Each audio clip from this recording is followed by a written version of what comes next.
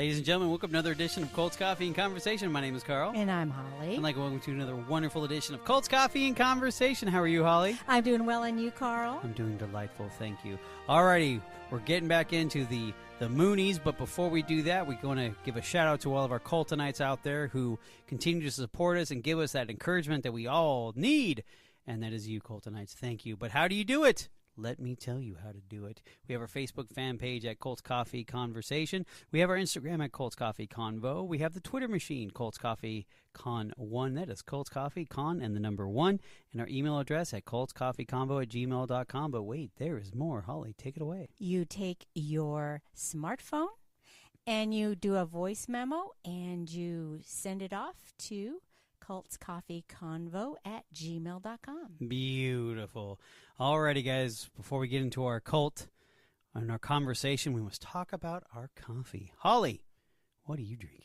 I am drinking a simple hot cafe mocha today. Oh, very nice. Very delectable. Delightable. Somethingable. Anyway, delicious. I'm drinking, of course, a cold brew with the sweet cream and the cold foam. That is a concoction and a half. All right. Okay. Are you ready to get into it, Holly? I am ready to get into it. Okay. Before we go any further, guys, we found a discovery. We, as in Holly, she found the discovery of a recent article about the Moonies and actually the insights of the downfall of the Moonies. Okay, and we're going to give the credit where credit is due. Okay, we found it on the New Republic, written by Mariah Blake back in 2013, November 12th to be specific. So we were kind of going through a bunch of stuff and trying to figure out how we could kind of put the cherry on top of this group, and Holly stumbled across this. So what we're going to do is we're basically going to go through the article. The article is huge. Was it 16 pages? That I got off of the article. Yeah, that I put on paper. It's a massive, massive article. So what we're going to do is we're basically going to read and react. We might not say nothing, but it's been fact checked. So we're just going to get into it. Are you ready, Holly? Yes, this will be a two-part. It's a two-part one, that's correct, because we are not going to be reading 16 pages in a row. No, thank you. All righty, guys. Ready? Let's buckle up. Let's do this. Okay. One Sunday morning, February 2010, Bob Exler, a 50-something engineer, arrived at the faded ranch house in northwest Houston, where he regularly worshipped the Reverend Myung Moon. And most people who know Moon for his massive weddings and his ultra-conservative newspaper, the Washington Times. But Exler, who joined the Moon's Unification Church in 1972, had been inspired by Moon's mission to rebuild the traditional family.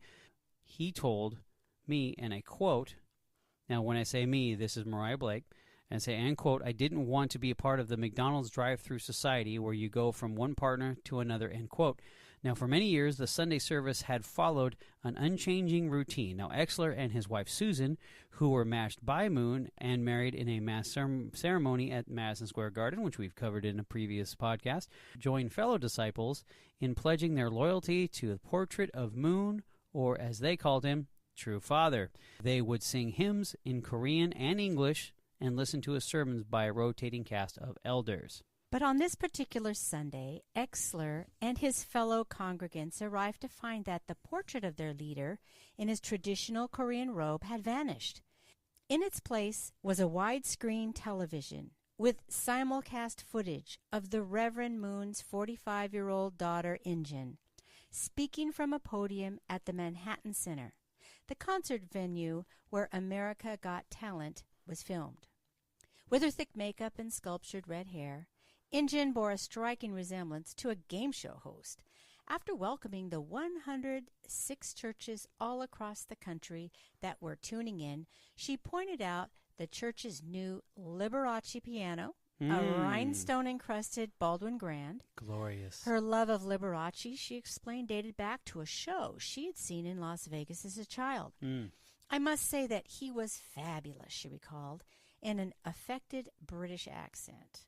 He used to fly through the air, hoisted on a cable. He wore glorious capes, and some were rhinestones, some were velvet, and they all had different textures. At first, Exler was intrigued, but after months of watching Injin's broadcasts, which had replaced the church's normal services, his fascination turned to dismay. We just turned on the TV, sat there for 90 minutes, and then everyone went home, says Exler. The sense of community was destroyed.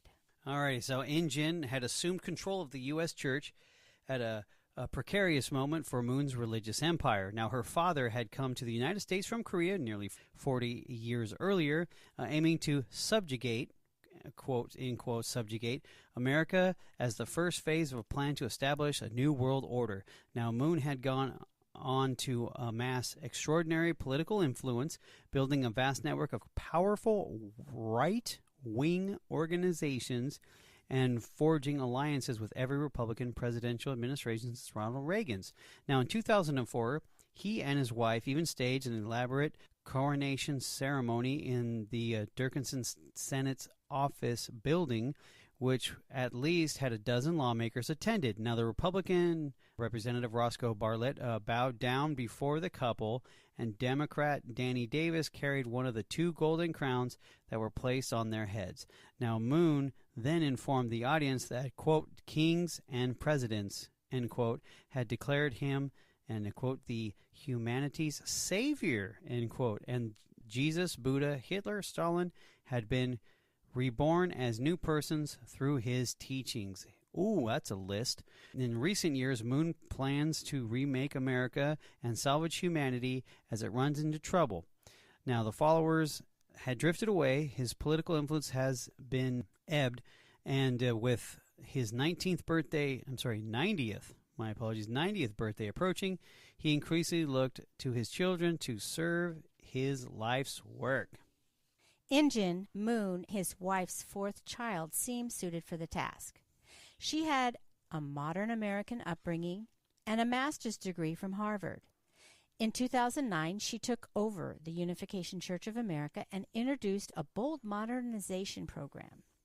Her aim, she said, was to transform the church into one that people, especially young people, were dying to join. She renamed the church Love and Life Ministries, shelved the old hymn books, and launched a rock band, an offshoot of which played New York clubs under the moniker Sonic Cult. She also discarded the old Korean-inspired traditions. Bows and chanting gave way to guitar hero parties, open mics, concerts, and ping-pong tournaments.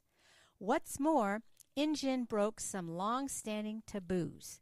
Rather than adhering to the church line on arranged marriage, for example, she encouraged young people to play a role in choosing their own spouses. Her reforms were met with heated resistance. Across the country, Moon's disciples took to the internet to denounce In-jin's bling-bling style and her ridiculous accent. One online critic dubbed her ministry the Mushroom Church because all you do is sit passively in the dark and are fed bovine excrement. Ooh, flavorful. Within 2 years, nationwide monthly attendance plunged from roughly 26,000 to less than 7,500, according to the internal church documents. Interesting. Yet In-jin persisted, confident that, with time, she would win over the doubters and bring her father's church into the modern era. Now, in early 2012, she gave an upbeat sermon about music, motherhood, and true love, saying, quote, that this is an incredible year and I feel so many wonderful things are going to unfold, end quote. She also says that this is about you and me, about America, and this is about our future. But after the service was over, In-jin disappeared from public view. She stopped delivering the weekly broadcast and even quit showing up to the church's Manhattan headquarters. After several months passed with no sign of her, some parishioners began pressing for information on her whereabouts. Now, they were blocked at every turn. Even the highest circles of the church leadership couldn't or wouldn't say what had happened to In-jin Moon. Now, before long, it became clear that the House of Moon was crumbling and In-jin had become caught up in its downfall. But her disappearance was only one of a much more complicated saga, one that involved illegitimate children, secret sex rituals, foreign spy agencies, and family of Vice President Joe Biden. Even by Moon's famously eccentric standards, the collapse of his American project would turn out to be spectacular and deeply strange. The central pillar of Moon's theology held that Eve had a dalliance with Satan in the Garden of Eden and then slept with Adam, which is how human beings were burdened with original sin. Eesh. Moon also believed that people, movements, and even entire countries embodied these biblical figures. He himself was the perfect Adam, and his mission was to help mankind reclaim its original goodness by forging a new world order led by Korea, the Adam nation. America, the Archangel nation, would play a key role in this mission by helping Korea to rout communism, after which it would bow down to the Korean-led regime with Moon as its king and messiah.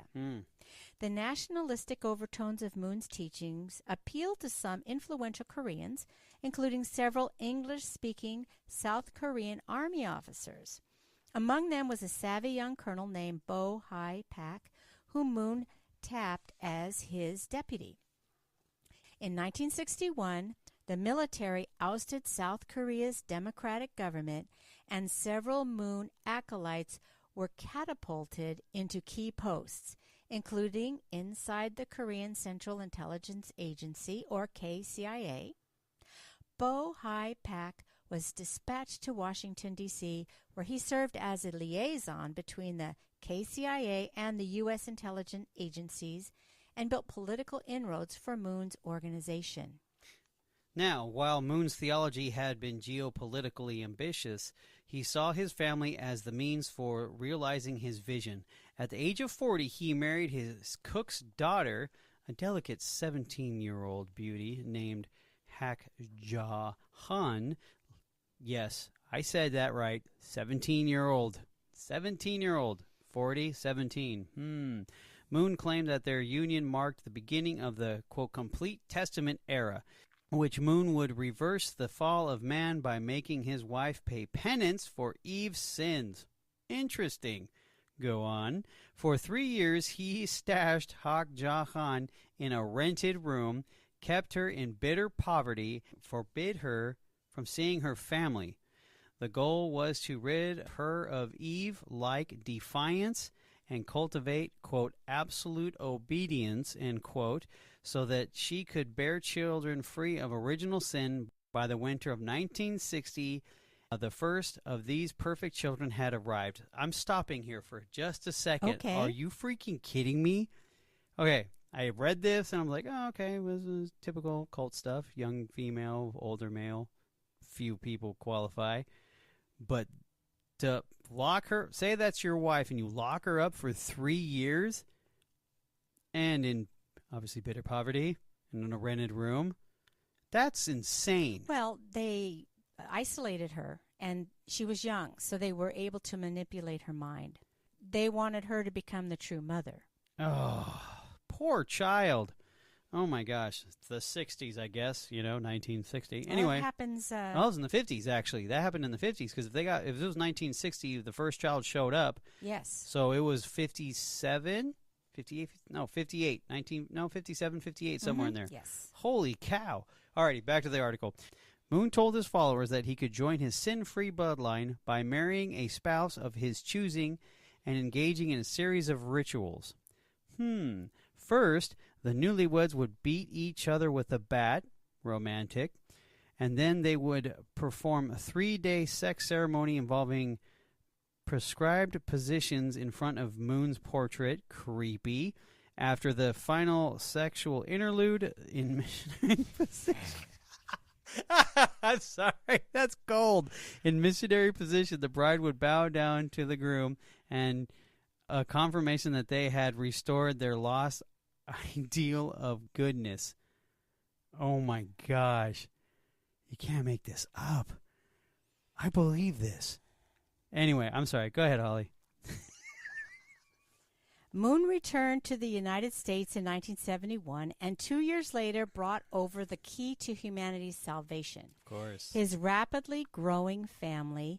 By now, he and Hak Ja Han had 7 children. Oh, my gosh. Including 11-year-old Steve, 8-year-old Injin, 4-year-old Preston, and 3-year-old Justin. All the Moon kids were given both Korean and American names. Moon settled the family on a wooded 18-acre estate in the Hudson River Valley, which he christened East Garden. I'm sorry. I have something to ask. Did they beat each other with bats by chance, just out of curiosity? Who? Moon and Hog Jahan. Maybe, but it doesn't go into it. I doubt it because he was already a perfect man. So she was become a perfect woman by her suffering. So now we're saying that from that time on, if you wanted to come to this is the rituals that you had to do. In front of a painting. Beautiful. I'm sorry. Go ahead. I apologize. Go ahead. He also began aggressively recruiting new followers who were expected to live in monk-like purity. Alcohol and drugs were off limits, and sex outside marriage was the worst possible sin, punishable by eternal hellfire. His religion appealed to young people who liked the communal ethos of the counterculture, but not the drugs and free love. His growing army of heavenly soldiers raised money by hawking flowers and candles in airports and on street corners. Funds also poured in from Japan, the Eve Nation, where young devotees persuaded elderly Japanese widows to liberate their ancestors from hell by purchasing grossly overpriced trinkets. By 1974, the U.S. Church was raking in $8 million a year. Not bad. Respect the hustle. Yes. Moon plowed this money into U.S. businesses, including a shipbuilding firm, a recording studio, a cable TV network, the New York Hotel in Manhattan, and a 50-state seafood operation. He also began spending generously on political causes. At the height of the Watergate scandal, Moon and his followers organized God Loves Richard Nixon rallies on Capitol Hill and bought full-page pro-Nixon newspaper ads all over the country. Moon also assigned pretty young devotees to cozy up to lawmakers with the goal of planting 3 in every senator's office. The women managed to insinuate themselves into several offices, including then Speaker of the House Carl Alberts, where they lobbied and collected information. These heavy-handed tactics led many to view Moon as a dangerous cult leader. Writing in the Daily Mail, the father of one of the former devotees described Moon's followers as mindless, fundraising robots who had no ideals except the half-baked ravings of Moon, who lived in splendor, while his followers lived in forced penury. In 1976, the Congress began looking into a massive covert CIA operation designed to sway U.S. policy towards South Korea. Now, the investigation found that the Moon organization was likely a political tool of the Korean spy agency and had systematically violated U.S. tax, immigration, banking, currency, and foreign agent registration act laws. In retaliation, the church filed a $30 million lawsuit against Representative Donald M. Frazier, who chaired the subcommittee behind the investigation and launched a brutal and ultimately successful campaign to scuttle Frazier's 1978 Senate bid. But despite their efforts, Moon was charged with tax evasion, which we already know. A late 1970s Gallup poll found that Moon, quote, elicited one of the most overwhelmingly negative responses ever reported by a major poll. His only rivals was Nikita Khrushchev and Fidel Castro. Good job. Meanwhile, even greater threat in this American project was brewing at this time, was his very own home. Now, Moon expected his followers to sacrifice everything, but it wasn't true for his own family. Of course not. His wife and children, who were now numbered 13, holy cow, and run of the East Garden and its lavish manners, one which contained a bowling alley, 6 pizza ovens, a waterfall in the dining room. That's nice. Moon raised his brood like the royal children he believed them to be. They attended private schools and had tutors imported from Japan, fast cars, purebred horses, even hunting weapons. Now, Mrs. Moon was not deeply involved in their upbringing, according to former church members. He spent much of her time shopping. Tim Porter, an ex-member who grew up near the family compound, calls her the Korean Imelda Marcos. Now, question for all of our younger listeners. Who is Imelda Marcos? She was the wife of... Well, no, she was a wife, and then she became the leader of the Philippines. And she had a large shoe collection. But that wasn't her only fault. She had a lot of money that she took from the people of the Philippines. Now, that shoe collection, what was that worth? I don't remember. I think it was $1 million. Maybe. $1 million shoe collection. That's a nice collection. All right, go ahead. Sorry. The task of caring for the Messiah's children fell to his followers, who didn't dare discipline them. The Moon kids were like gods, completely and utterly exempt from the rules, says Donna Orme Collins, a one-time unificationist whose father directed the British Church. Moon's eldest son, Steve, a plain, slender boy, was particularly brazen. In the late 1970s, he was expelled from an elite middle school for shooting students with a BB gun. Moon sent him to live with Bo Hai Pak, but Steve's behavior only deteriorated. He started doing drugs and picking fights, and Pak was unable to rein him in. At one point, according to members of the Moon and Pak families, Pak even resorted to spanking his own son, a sweet, studious boy who went by the American name James Park, when Steve got out of line. Wow, he became a whipping boy. Yes, that is a true whipping boy. Wow. Moon eventually shipped Steve off to South Korea. There, according to a speech later Steve gave, he joined a rock band and started chugging a bottle of whiskey a day. According to several sources close to the family, including Trenner Rapkins, a former church member who grew up near East Garden, when Steve returned home in the early 1980s, he was more volatile than ever. He would start yelling, and mucus and spit would start flying out of his face, Rapkin recalls. Sometimes he would start throwing punches or waving his gun around. Oh, fun. Now, Steve's behavior made a deep impression on In-jin, who had a taste for American culture and crafted the notion that women should be pure and differential. According to the sources close to the family, by the time she was 16, Jin was accompanying Steve on all-night drinking jaunts. She, quote, she basically worshipped him, says one of the members of the inner circle. She was really into partying and rock and roll because he played it. Afraid that American culture was corrupting his children, Moon turned to his religion's catch-all solution, marriage. In 1982, an arranged marriage for Steve to wed a naive 15-year-old Korean girl named Nasuk Hong. Hong would later recall Mrs. Moon telling her that she had been brought to America to reform Steve. If she failed, she would be failing God. That's plenty of pressure, right? Of course. Yes. The following year, Moon's 17-year-old son, Hang Jin, smashed his Jeep into an icy freeway, and unfortunately he died.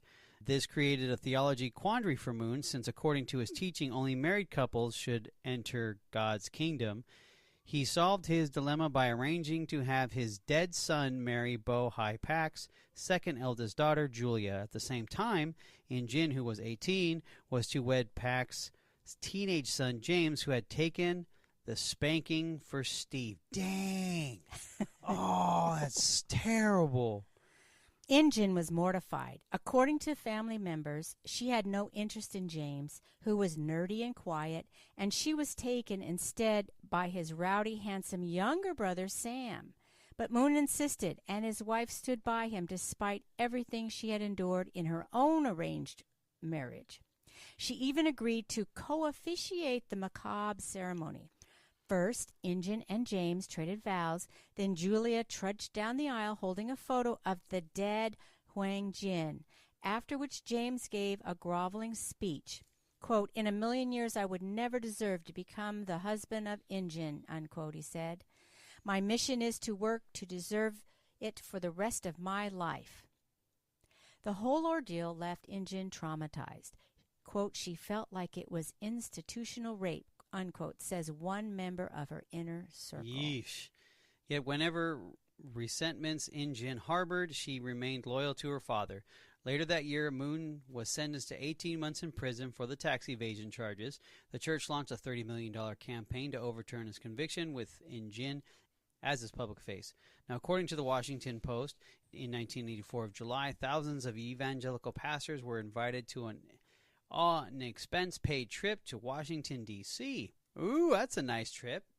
Although billed as a pageant for religious freedom, the event quickly evolved into a pro-Moon rally. with hundreds of devotees waving place cards that read, Reverend Moon, innocent victim of bigotry.